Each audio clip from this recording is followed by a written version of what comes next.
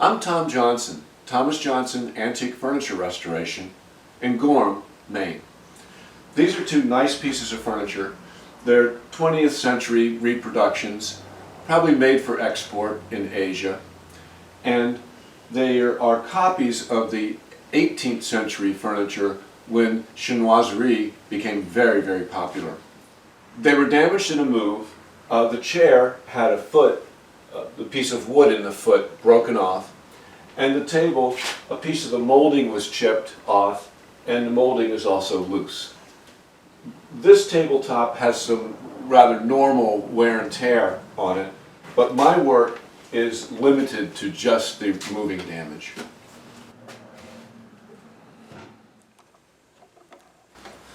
So this glue up is a little more problematic than it first appears.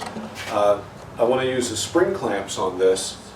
They didn't seem to be working at first, but if I can position it correctly, it does.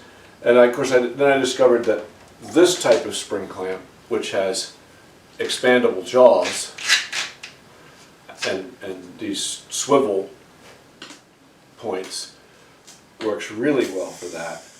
But I still have a problem with the broken pieces. See, I'm able to clamp down this lower part here, and I think clamp that pretty well together, like that.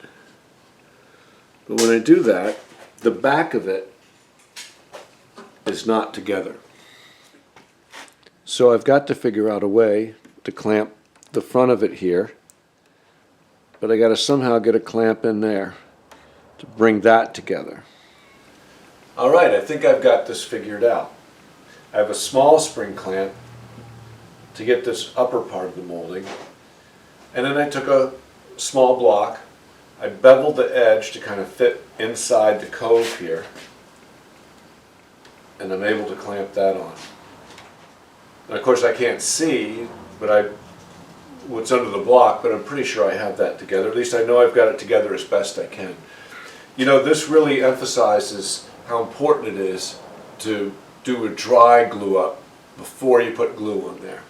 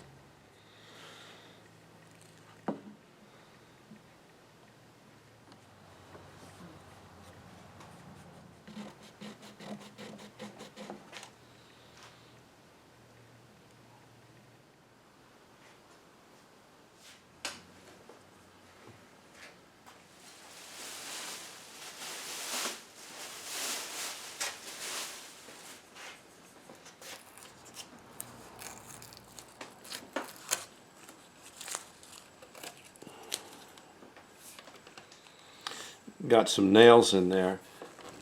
Obviously, it's an old brake.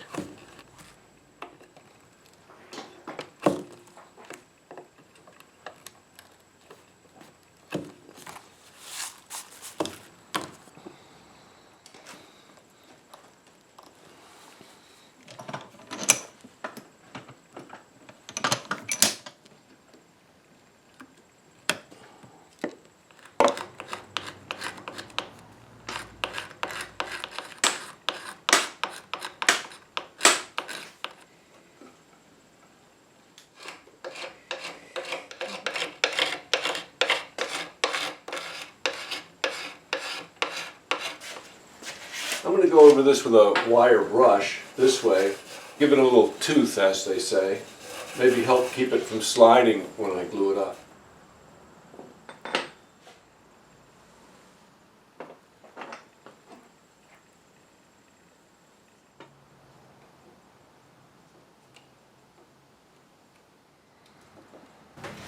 So this thing really wants to slip and slide, but as the glue tacks up a bit, eventually it grabs and hopefully will stay there. Okay, let's see what we got.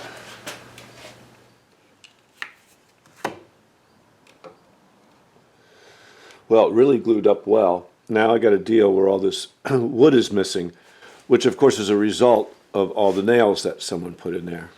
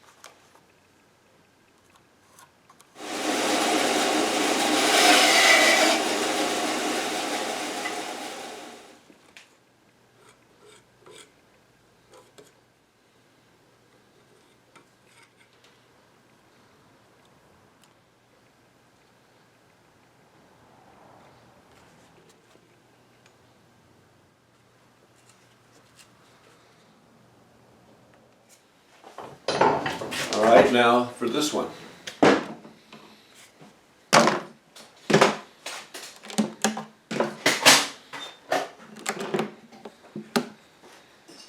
Boy, this came together really well. It kind of exceeded my expectations.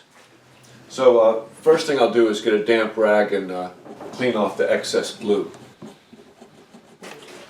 Okay, I think I got all the glue off. This, job like this really brings up the importance of using water-soluble glues, because you do not want to sand the surface. You got to be able to get the glue off, and I think it worked out pretty well. So now the areas where there are these little bits missing, I'm going to burn in some wax.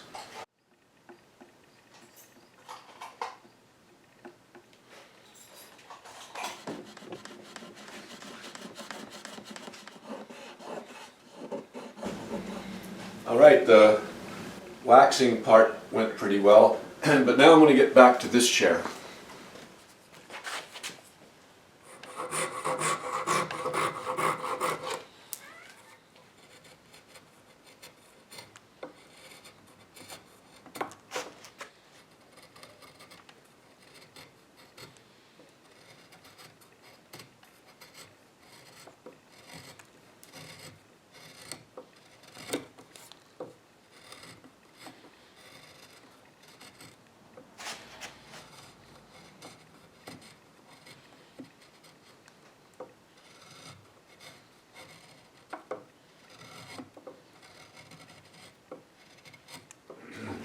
So I have a little bit of a gap on this side. I'll have to use some wood putty.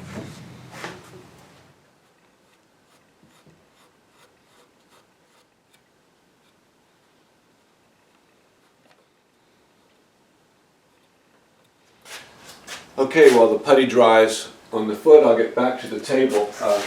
I need to use some black stain in some little areas here.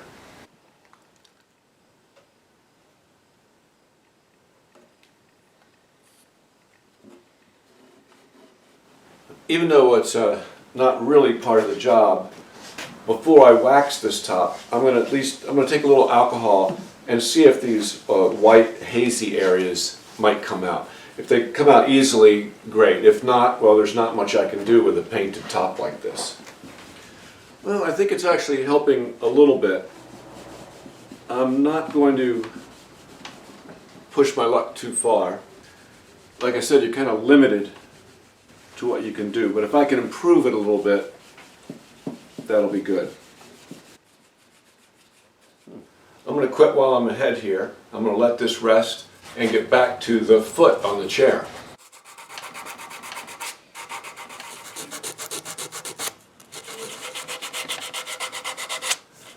Alright, now I'm going to stain it with some black dye stain.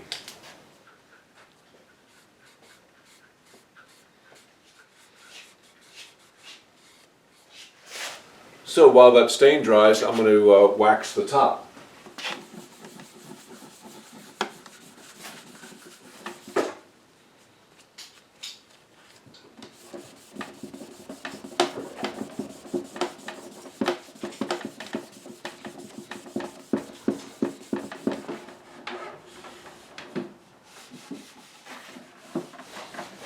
Alright, back to the chair. I'm going to spray that area with some black lacquer. Now I'll sand my repair area with a little bit of 500 gold paper.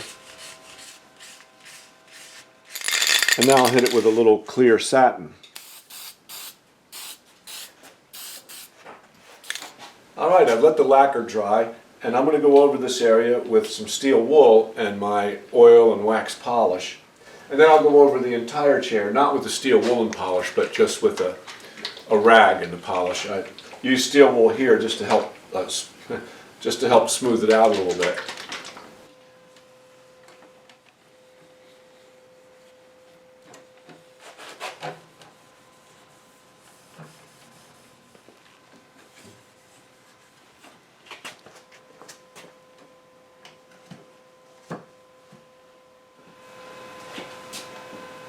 So there we go, two nice reproduction Chinoiserie pieces of furniture.